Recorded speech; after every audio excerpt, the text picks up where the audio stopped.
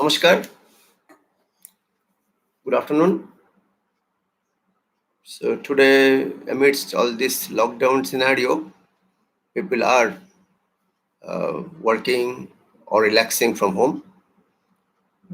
As Bharati requested me to give a talk on something maybe of today's relevance.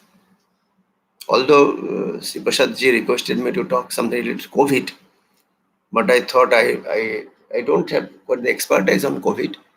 So I'll talk something on which I'm a bit more confident and a bit more knowledgeable too. But I'll probably start my example related to COVID because this is also a pertinent issue under this pandemic. So let me start with my first experience with the COVID one. See, this is a problem worldwide, and people are trying to understand the effect of this virus and how could it actually move in future. So to do that, what we have to understand first, how does this particular virus spreads in the community. I'll tell you what I mean by this. The first thing that I got a news in Calcutta about the first infection. There was a 19-year-old boy who came back from UK and was advised to go for home quarantine for 14 days. But he didn't do that. After 3-4 days, he showed, I think, little serious symptoms and went to the hospital, and he was found to be positive. That's the disease. But what was my interest is about his surroundings. How many of them also got the infection? So the first one comes his mother. He was always with mother.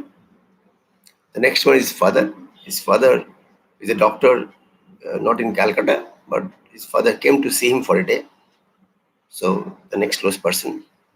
There was housemates in the house within the very close proximity. And then he was moving around in the car, the driver of the car. But none of these 4 people have been infected. The second case, I think there was a girl coming back from Scotland. She was identified with COVID, but again, same time, none of her family members got infected. And here I'm getting all kinds of stories that if you come a little close to a patient, you have high chance of actually getting this virus. You could be infected. So the first thing we have to understand, how is it spreading?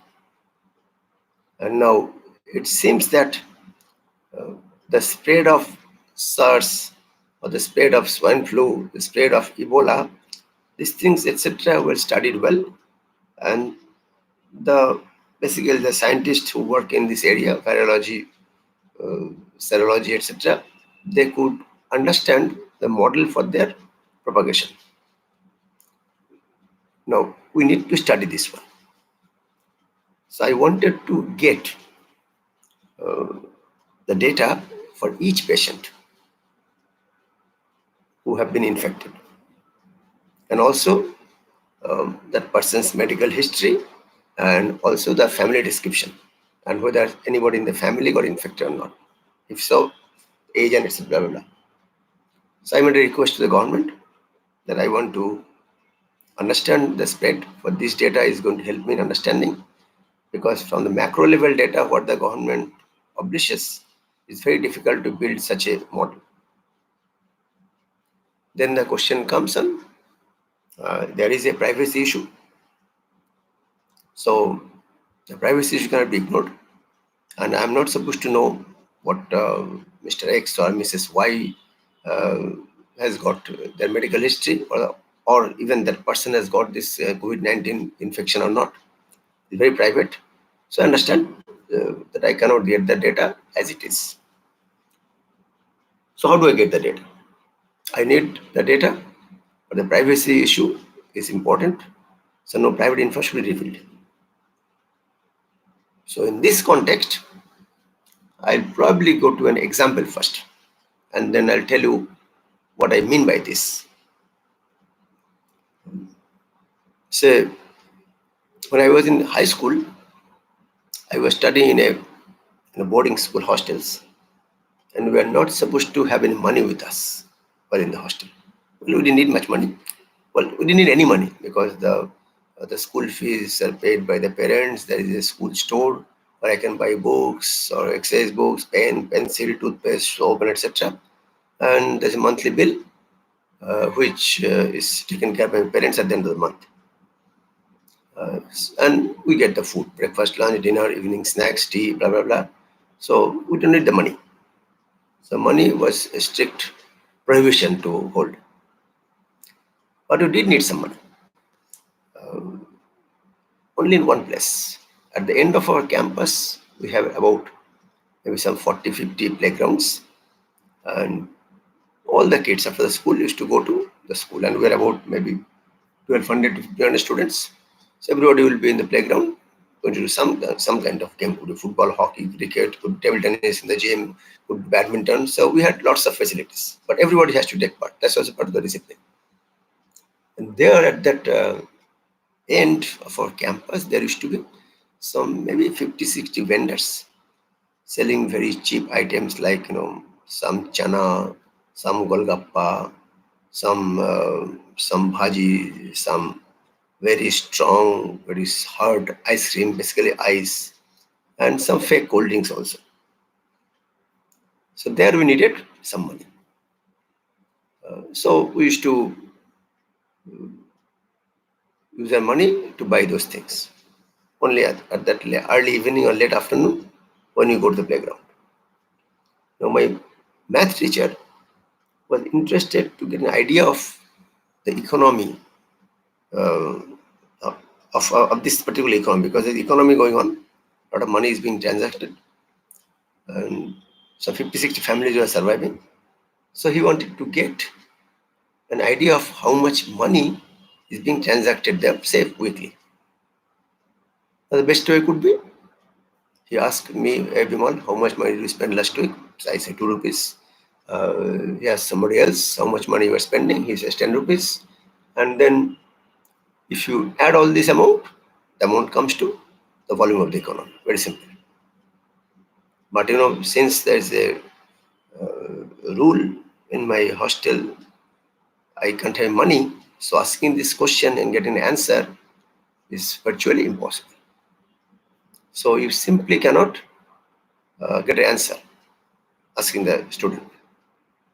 So he knew that. He told us that, if I ask you this question, you are not going to answer me because this is your privacy. He said, okay, so let me play a game with you. So he first asked us one question.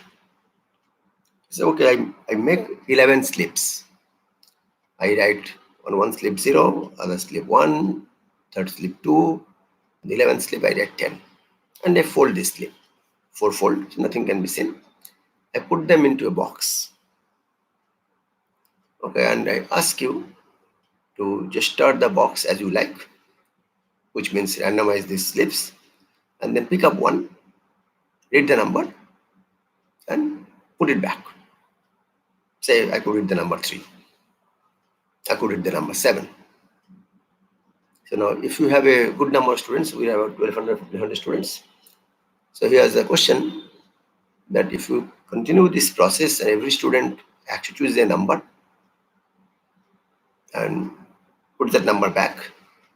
Now, if I knew all these numbers, then what will be the average of these numbers? So in school, I didn't know about what is uniform distribution, but I didn't know even what is probability. But we could intuitively guess. See the 0, 1, 2, 3, 10. All of them have equal chance to come. So I may get 0, I may get 1. They are all equally likely. So I would say if there are 1,000 or say maybe 1,100 students, then I would expect of them will get 0, 100 of them will get 1, 100 of them will get 10. And if it is so, then if I average these numbers, this will come to the average of 0 to 10, which is 5. A very simple average. So I would expect that the average of all the numbers that we have selected by means of that game, select that piece of paper, read the number, and then put it back again in the box, are 5.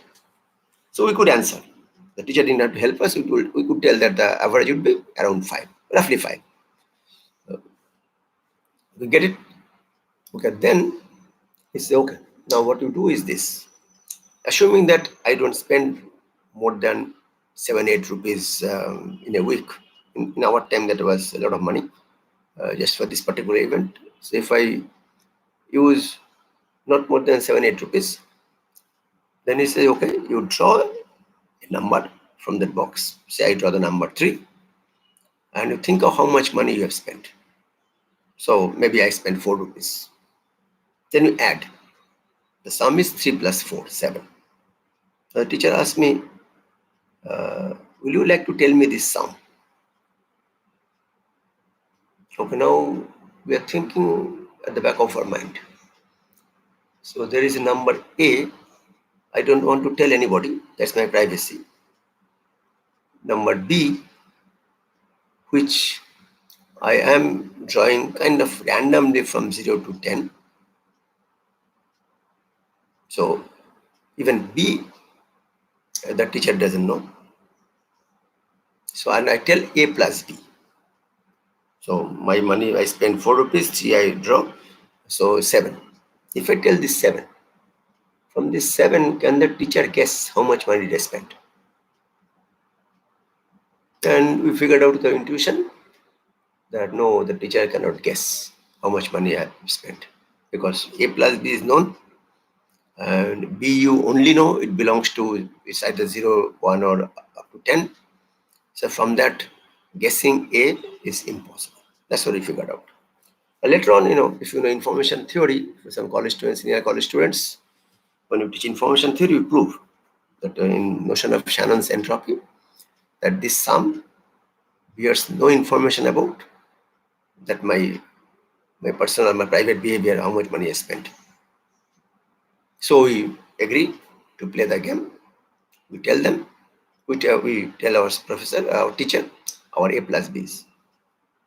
And what he does, he makes an average of these A plus Bs. Okay, so I tell 7, somewhere tells 10, somewhere tells 5, somewhere tells 2, and so on and so forth. So he averages them. That is the average of A plus B. And what is the average of B? The numbers we have drawn. We have already agreed that is very close to 5. So once I get it 5, so if I subtract the average of B from average of A plus B, I remember the number was something like 7.8, the average. So if I subtract this 5, I get 2.8. That is average of A. That means on an average, each of the students were spending 2 rupees 80 paise for purchasing these articles or goods at the playground. And then we multiply with the number of students, I get the following total economy.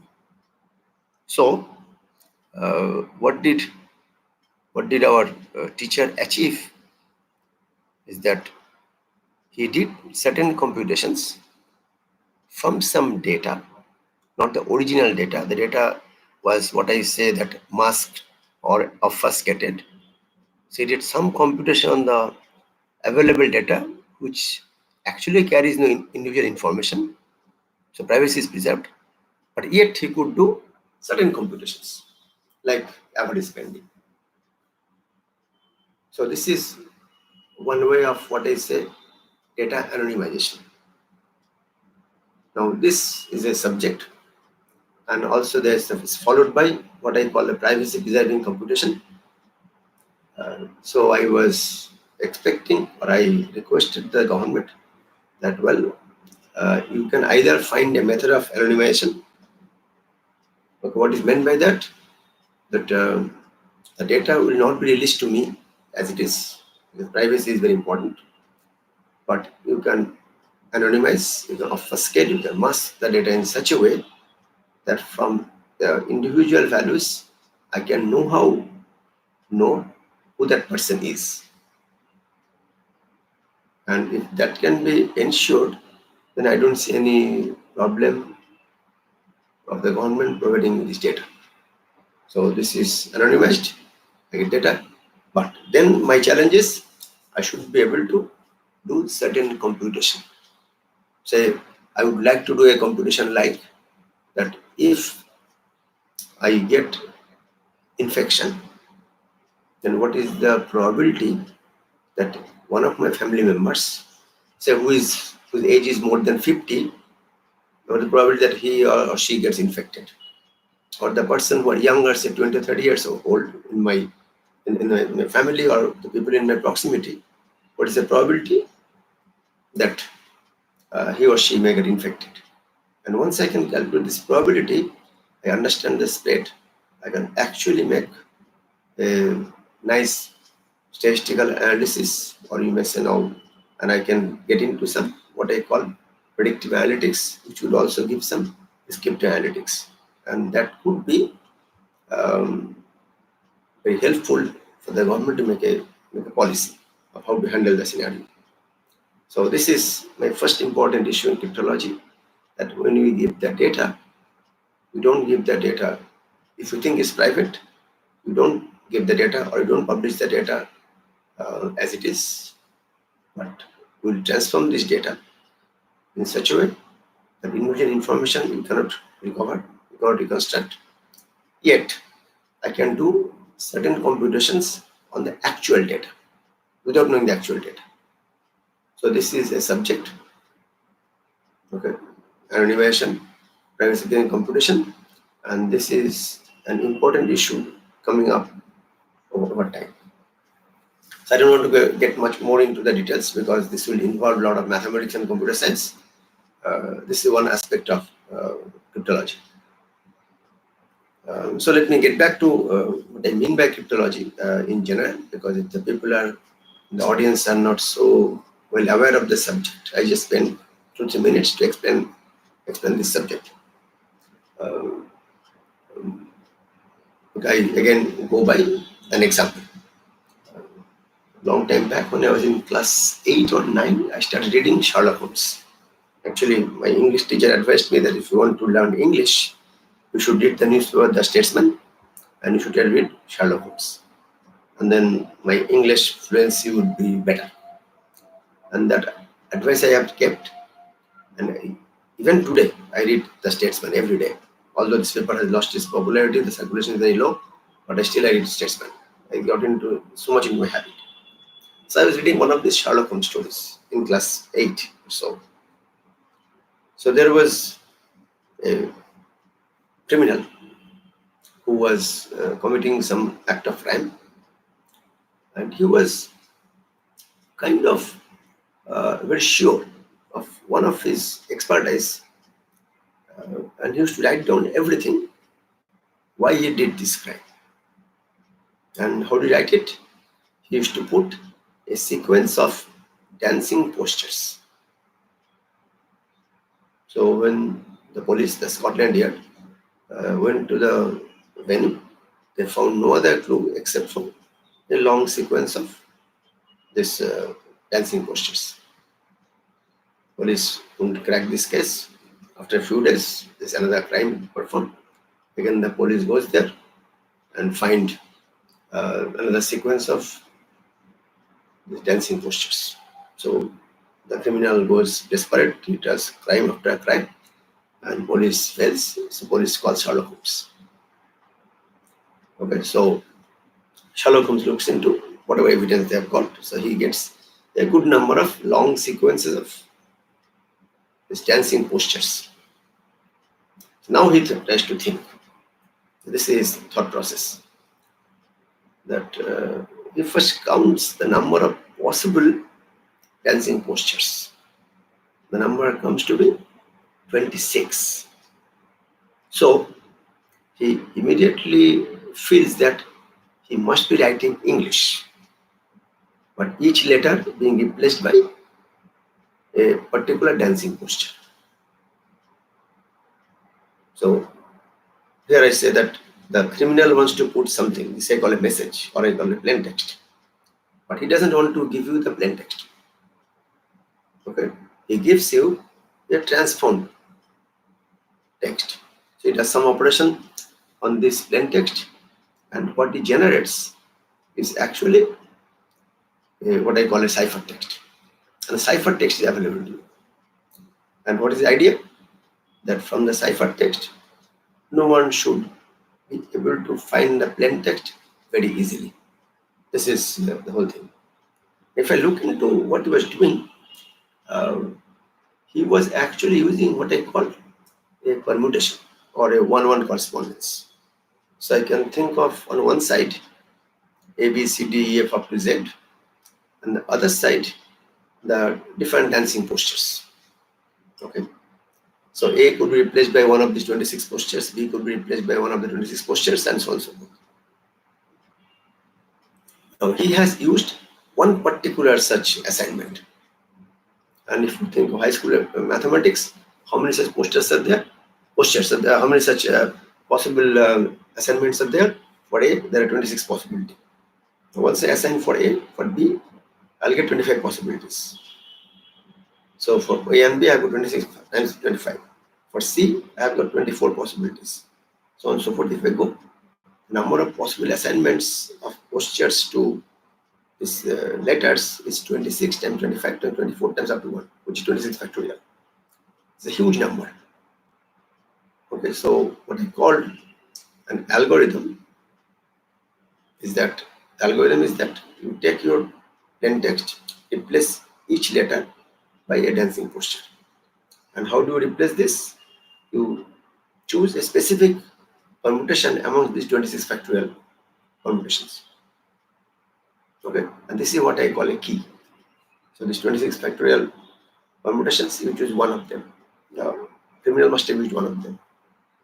And then replace the digits, the letters to by these dancing postures from whatever correspondence, whatever 1-1 correspondence you have figured out. So this is what I call the encryption algorithm. Now how could you decrypt? If I knew what kind of assignment the criminal has used, I can go back. What I call the inverse function. I can go back. But I don't know. The criminal won't tell me exactly what was used. So this is in nutshell what I mean by cryptology. I have a plain text which I want to communicate, which I want to store, which I want to give to you.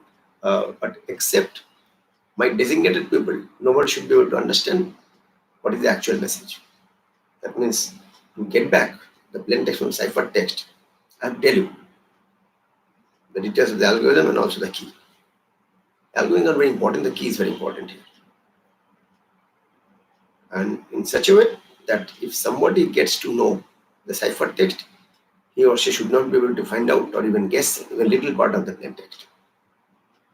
But now there is hindsight of the story. That's what the trick of Sherlock Holmes. Now he thinks about the English language structure. First he thinks that all the letters do not come with equal frequency. Say for example, E comes maximum number of times, almost 13-14%. So he looks into the occurrence of these dancing postures. The most frequently appeared one, he thinks it should be E. And the next frequent actually in English is T. Then I think it's A. So if you look into this English language, how the letter comes, you have a clear idea of what relative frequency of these letters to come in, who is the most frequent, less frequent, so on and so forth. And using that, he was converting each of these postures to the letters. And he could do it. And he could read everything, what is going on. He could translate the cipher text to plain text, and the criminal was caught. So what he did, this is what I call breaking the code, or in technical term we say cryptanalysis. So there is a system. So when I say a cryptologic system, there is a plain text, there is a algorithm for converting this plain text to ciphertext, and if you know the algorithm and the key, you can get back the plain text from the ciphertext. That is called the decryption. And if you don't know the key or even the algorithm, from the ciphertext, if you can find out the plain text, that is called breaking the code or good cryptanalysis. So Sherlock Holmes actually did a cryptanalysis. That means he broke the code. And I'll tell a historical story. You may not be knowing. In the Second World War, it is cited that one most significant reason for which the Allied forces could defeat the Axis forces is that they actually broke the secret communication systems of the Germans.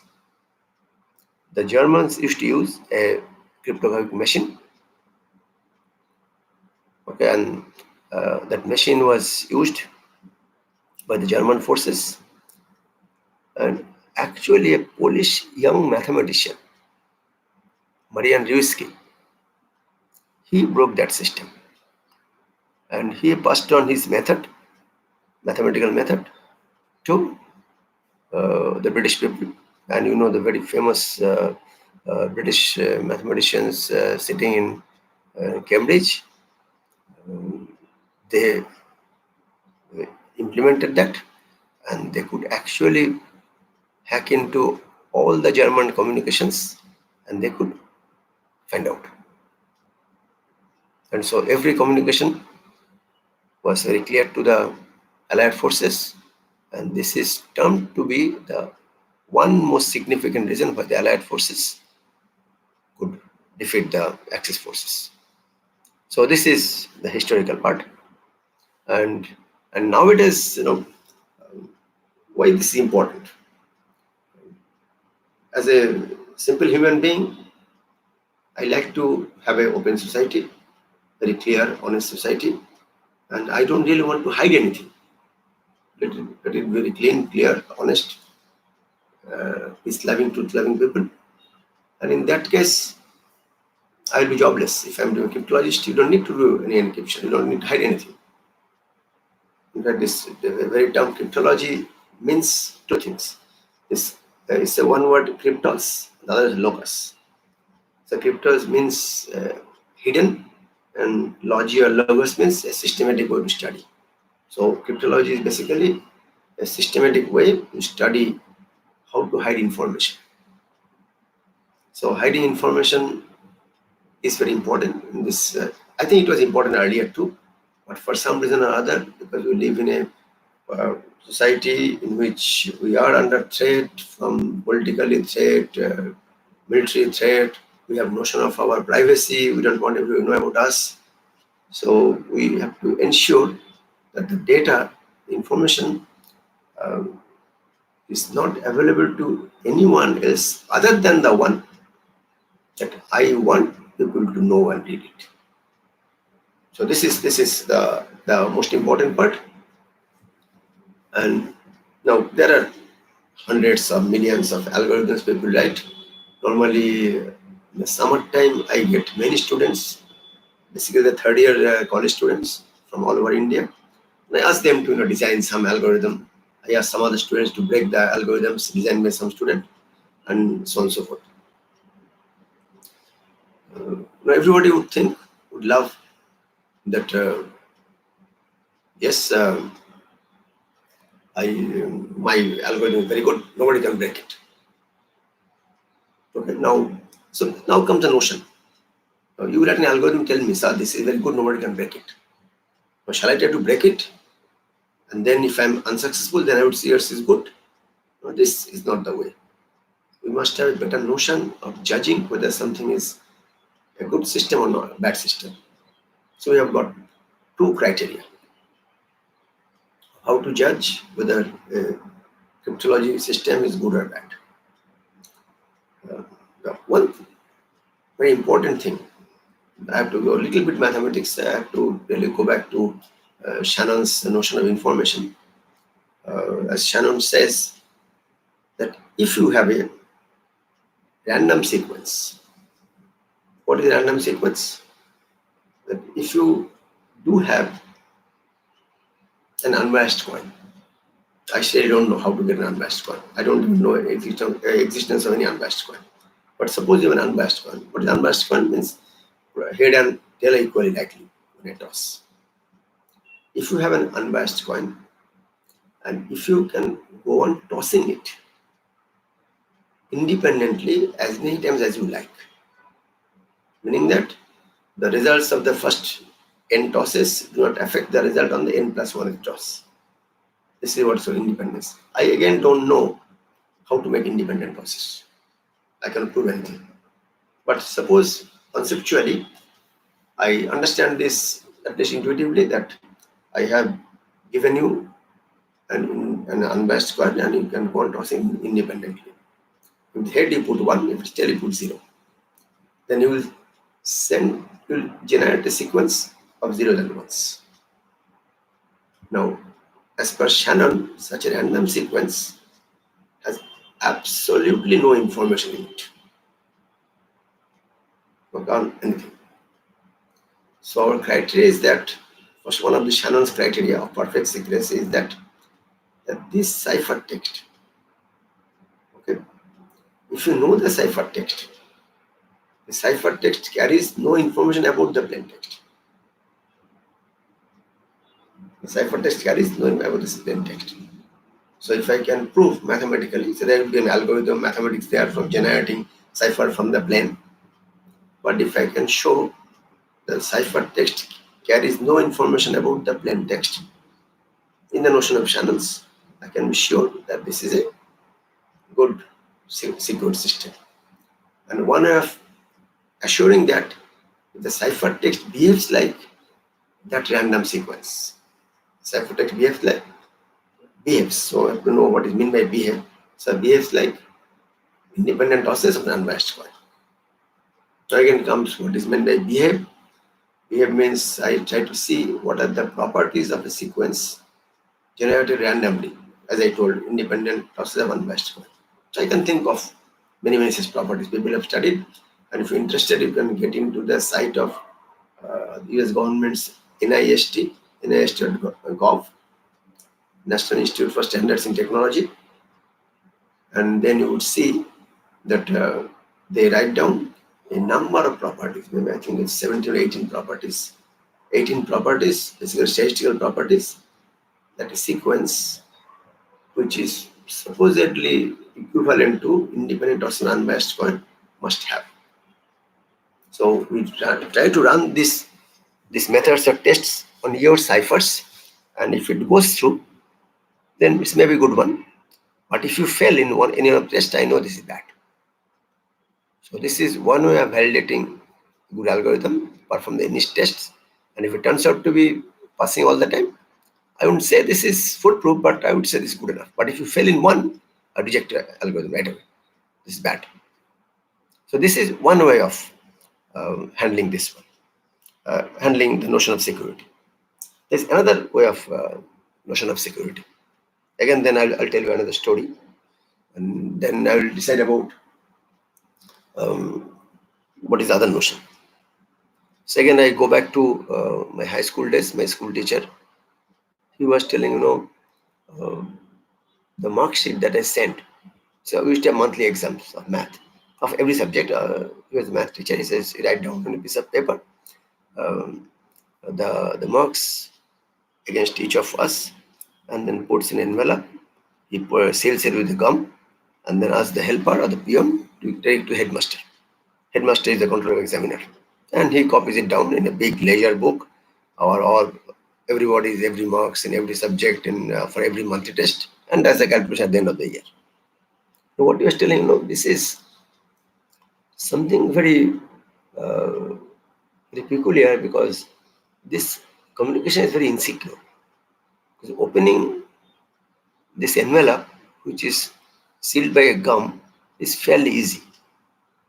So if you see water boiling, and if the steam comes out, you just hold that sealed part of the envelope, sealed by the gum, put it before the steam, the gum will loosen. And then you can get the letter out, read it, you can change the numbers, you can put it back, you can put the gum and take it to this one. So he says this communication of sending my mark to the headmaster is very unsafe. So he proposed a new method, very, very, very innovative method. I'm still amazed to think about that. He says, let me make a small briefcase. So what are the briefcases? Briefcases normally have on the two ends, we have got two particular two keys, and we have to open both the locks at both the ends to open that one. If you open one, you cannot open the briefcase. He said, let me design a briefcase. One side I have a key which is held by me. On the other side, I have another key which is held by the headmaster. Okay. So now what he does, he puts the mark sheet inside that small briefcase and he locks his side with his key. And he tells the peon, take it to the headmaster. The headmaster receives this briefcase. That's naturally he cannot open that one because that can be opened only by that key of the teacher. So he cannot open it. So what he does, he is going to lock his side, the other side, with his key. Now both the sides are locked. Then he says the peon, now take it back to the teacher. So he brings it back to the teacher. What does the teacher do? Teacher will now unlock his side with his lock and then again tell the peon, take it back to the headmaster. Now headmaster has got only one side locked and the key is with him. So he is going to unlock it. And he opens it, gets the mark sheet. Now what he did, my teacher, he didn't realize what a marvelous thing he did, which is the basic idea of cryptology. So he has made the communication secured, meaning that unless one can physically break this briefcase, no one can access this one.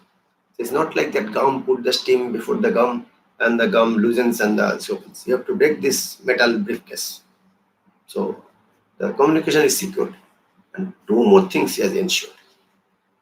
The first thing, that is ensuring that the headmaster and the headmaster can actually open it. Nobody else can open it. And also the headmaster is ensured that this is this teacher who has sent it and nobody else. This is what we call in cryptology, the receiver's authentication and the sender's authentication. So if I'm communicating with you to some encrypted voice, encrypted message, encrypted anything, I want to make sure that if I'm doing you and only you can open it and read it. And you also want to make sure that nobody has impersonified me. So the headers are no good. I can create a header in somebody else's name. So he wants to make sure that I am the person who has sent it. So these are called receiver authentication, sender authentication, and secured communication. So these are the three fundamental things of cryptology, and this thing was nicely explained by my high school teacher in my high school itself. So when I go back and tell my teacher, but he's no more, I used to tell him, he said, no, Bimal, don't confuse me. I don't know what you're talking about. I was just using my intuition. And that intuition is actually very hardcore cryptology. Now this is what he has done is called a public key cryptography. So this is exactly so, but this is the basis of how a public key cryptography is developed. So what you do there, so each one of us have two keys. So one to lock and one to unlock. Two keys. And one key I call it private, one key I call it public. And I put my public key in the public domain. So everyone knows my public key. And what has been ensured by mathematics, that knowing the public key doesn't give you any clue about how to find the private key.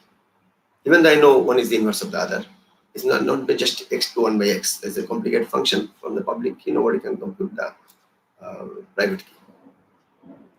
So everybody will have a pair of keys. So you make your public key public in a public file. So I have one private key and say you have a private key and public key. So how do I communicate to you? I have the message to send to you. So I'll first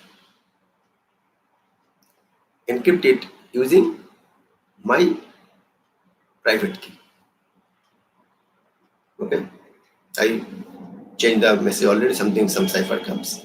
Then I look at your public key, and then again I encrypt that, already encrypted one by my private key, by your public key. So I create another cipher, and that cipher is sent to you. So what do?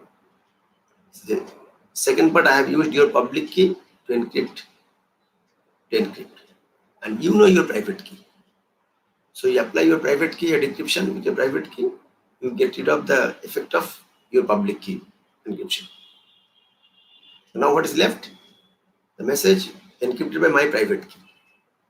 And you can look into the public file where my public key is there. And we apply decryption using my public key. So the effect of my private key is gone, and you get back the message. This is very popularly known public key cryptography. But if you think little deep, what my school teacher told essentially is this thing.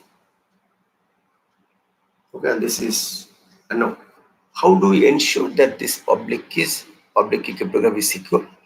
Now there have been many work. I'm just going at a very introductory level. So what they show that when they develop a public key cryptography, that means basically how to generate this public key and private key. All you have to show that from the public key, nobody can compute the private key. If you could do it, you break the system.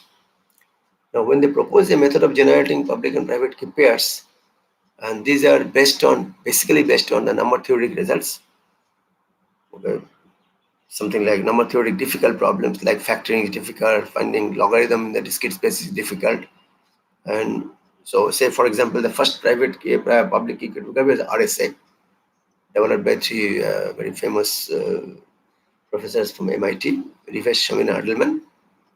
What they show that by any magic, if you can find my private key from my public key, that means that the system is already broken. Then what you have essentially done, you have factored a very large number, very large number. How large? This could be 512 bits integer. So that's what they show, that if you, unless you can factor this large number, you simply cannot get my private key from my public key. That they show mathematically. And till date we know that this particular method of factoring is very long, and we really don't have any efficient way of factoring large numbers. So as long as this problem remains tough, RSA is secured. So likewise, there have been development of many such schemes, and every time they show that it's based on some mathematically hard problems, and they show that if you can solve this mathematically hard problem, you can break the system, otherwise not. And that gives you the notion of security. So this is another notion of security. So 2 years after I'm doing it, and I think I'm pretty much running out of time.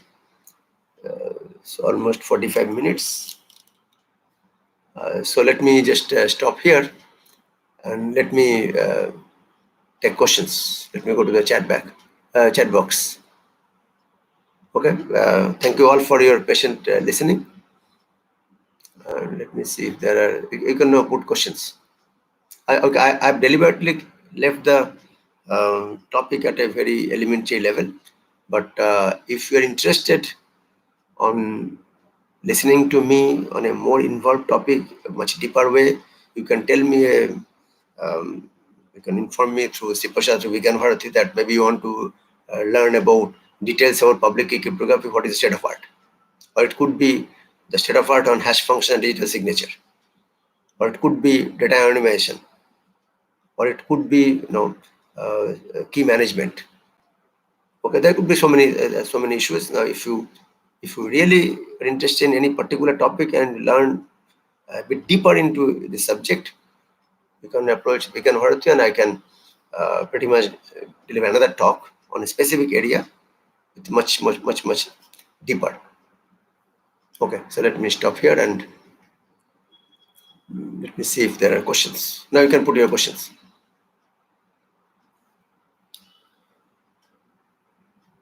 I see only good evening, namaskar.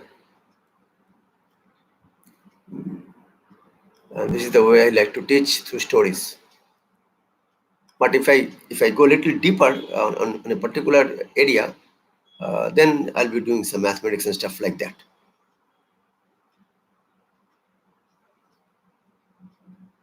Okay, I don't see any questions in my live chat.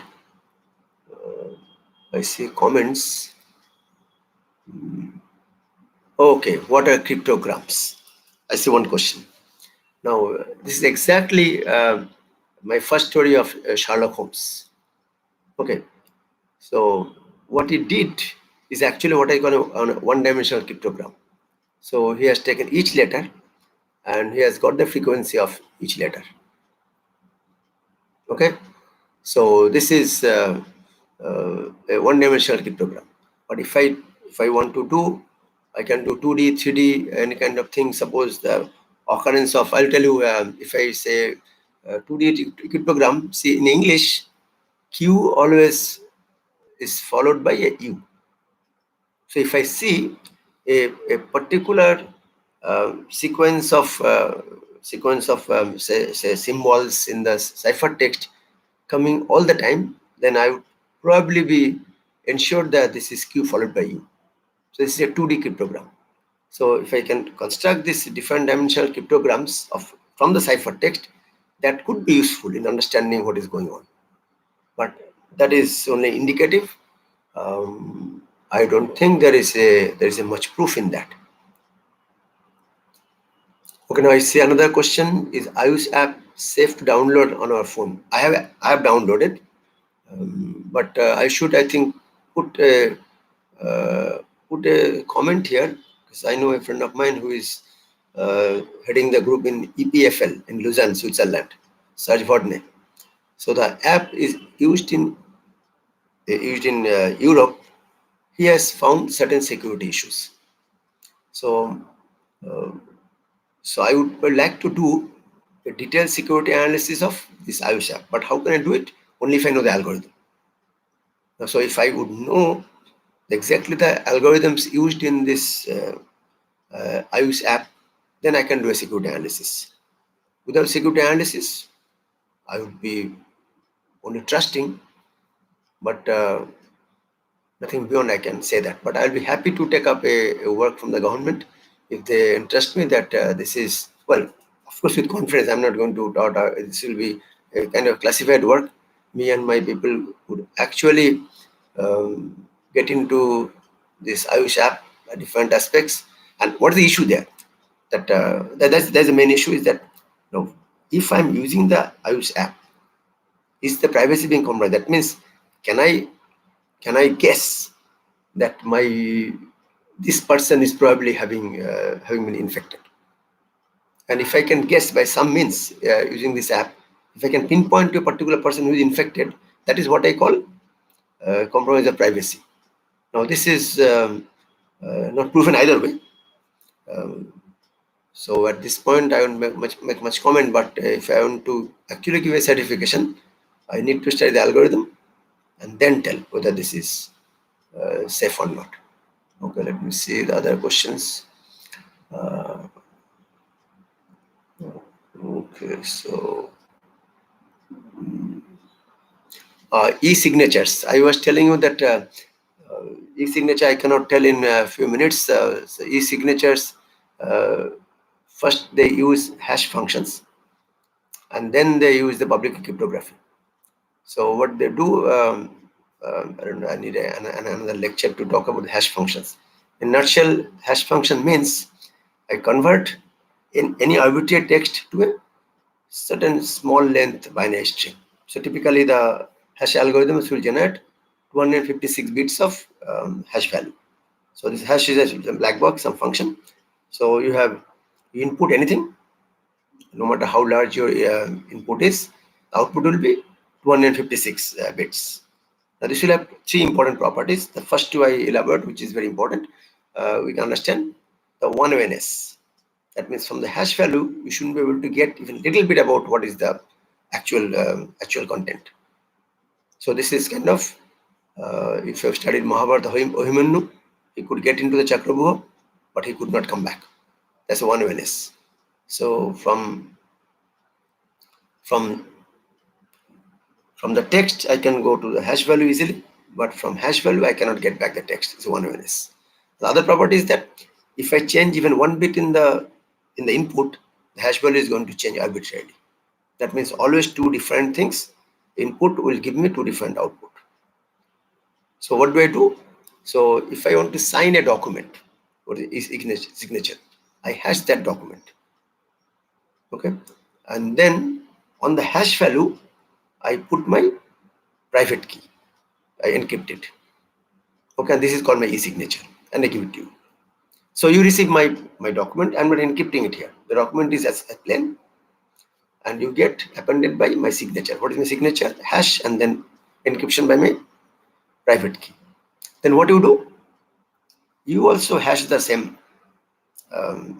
text, and then the hash value, and you have received my signature, which is the hash value encrypted by my private key. You know a public key, so you apply my public key on the signature you have received. You should get back the original hash value, and you also compute the hash of the text. If these two tally, then you know that I have signed it.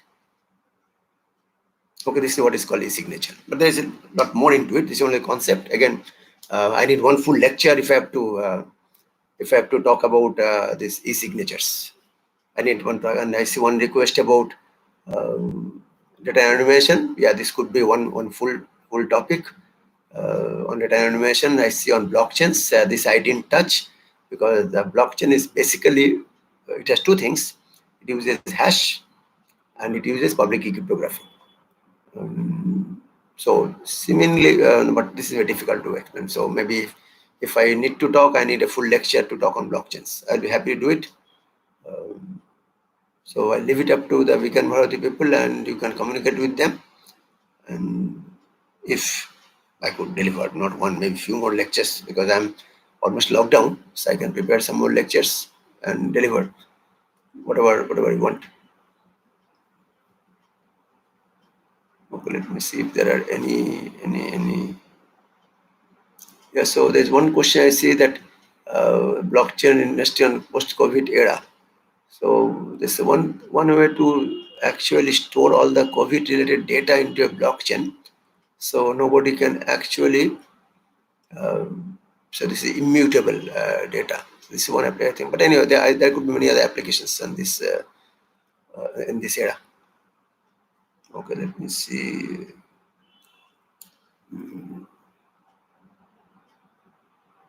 Okay, I see. May I use a signature anytime if the key belongs to me? Well, yes, but you use signature on a text. You sign a text. So if you have your private public pair, you publish your public key, and then with the private key, for anything you want to communicate on any text, you can use the signature. No harm. And the private key belongs to you. You are not going to give to anybody. Okay. You have to keep it. If you give it to anybody, you are gone. In fact, there are something called a concept called a weak key. You know what a weak key is? That I also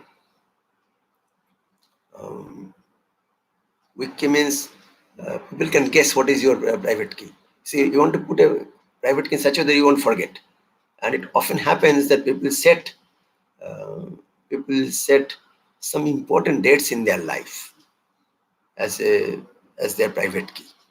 So if you are close to me, or if you study me well, if you know what are important dates in my life, I'm pretty sure you'll get my private key. So this is what I call a weak key. I see another comment here that can massive parallelization help in breaking the code? Of course, yes. That's how RSA has been broken. RSA, which are using 512 bits, has been broken by using many, what I call many supercomputers, put into a network. So now they have recommended to use RSA with 1024 bits. So the way you want to break it, well, mathematics, after some bit of mathematics, you can actually use parallel environment. You can use many nodes across the world, and you can possibly break things. This is possible.